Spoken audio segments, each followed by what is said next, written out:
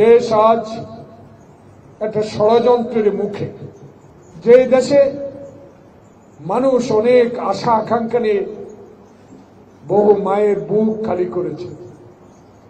16 বছর আপনারা যারা মসজিদে ইমামগিরি করতে পারেন নাই, সকালবেলা আল্লাহর কোরআন পড়াবার জন্য মক্তবে যেতে পারেন, কারণ ছিল শহীদ জিয়ার আদর্শের সৈনিক।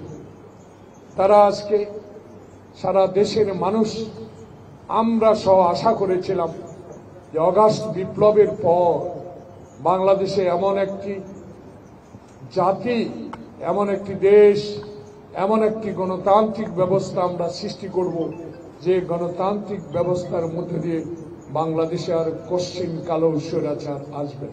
কিন্তু আকাশে যেন কিছু না মেঘ, সৌরভ মুগ্ধ খোকনের রক্তের গন্ধ এখনো যায় না।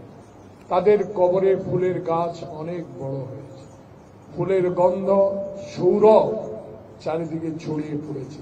কিন্তু বিষাক্ত আওয়ামী অত্যাচারের ষড়যন্ত্র এখনো যেন প্রশাসনের রন্ধ্রে রন্ধ্রে এখনো রয়ে গেছে।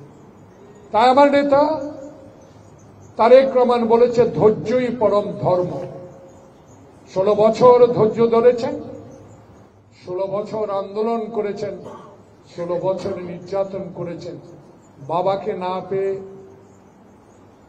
16 বছরের শিশুকেও ধরে নিয়ে গেছে, স্ত্রীকে লাথি মেরেছে পুলিশ। মামলার আগেই আওয়ামী দুঃশাসনে গ্রেপ্তার হয়েছেন আপনারা।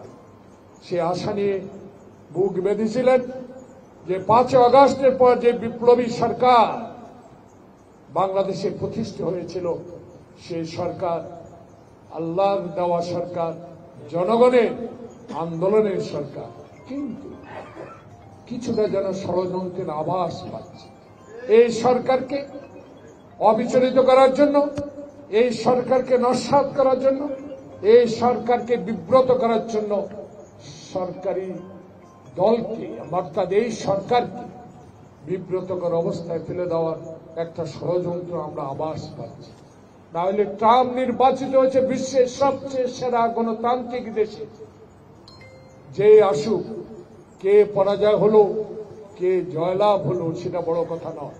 বড় কথা, বিশ্বের সবচেয়ে গণতান্ত্রিক দেশ আমেরিকা, তার প্রেসিডেন্ট নির্বাচনের পরের দিনে হুট করে একটা আওয়াজ বেড়ে পড়ল, ট্রাম্পের ছবি নিয়ে তোমরা রাস্তায় নামো।